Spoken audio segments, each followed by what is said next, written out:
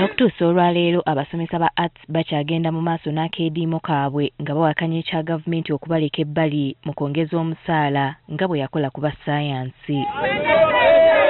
Entabwe eva ku ssente zino ze bagamba nti ntono okusinziira ku mirimu gye bakola ekizingamya obulamu bwabwe.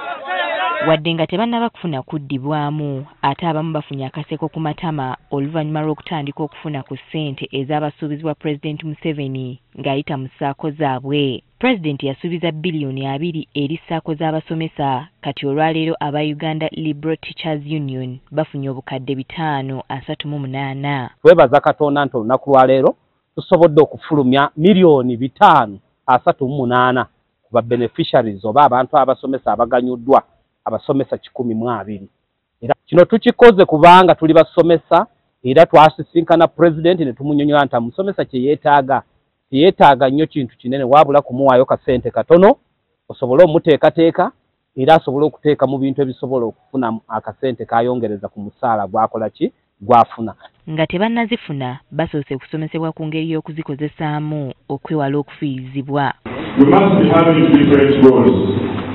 But ensure that where you are going to put this money, it yields an interest. Buli musomesa abalirwa okufuna wakati w'obukadde 2 ku 5. Abasomesa bangi betuwadde checks ez'essente okutandikira mu miliyoni 4 okudda ki waggulu. Kino kituwadde essanyu ng'ekitongole ky'ebyenjigiriza. Bano baakuzaayo ebitundu 10 ku buli 100 ku ssente ezibaweereddwa buli mwaka. Tugenze okunoonyereza era tugenze okweteekateeka obulungi. Amagoba ga Yuritu Sacco gali 10% per annum mu luzungu. Okulondoola ssente zino obutafa ttogge abakulu bakolagana n'abakulembeze ku zi disitulikiti. Be bakaawo be badiiyo oba oliawo n'abakulu b'amasomero okutuyambako okulondoola abasomesa bano naye ne staff yaffe tugenda gibuilding okutuukirira abasomesa bano. Bano bakubiriziddwa okukozesa ssente zino obulungi. Abasomesa tubasabye nti ssente zino baziteeke mu bintu ebikola ssente.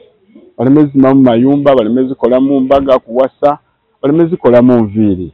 Abaganyiddwa mu nteekateeka eno batubuulidde engeri gye zigenda okubagasa. Funye emiliyoni 7.2 era nja kukola poultry project mu Bugiri district.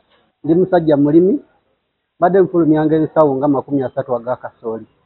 Kati sizoni eddako nsuubira okufulumya ensawo ezisuuka mu 10. Ssente zino zaabaweereddwa mu check eri abakiise b'abasomesa.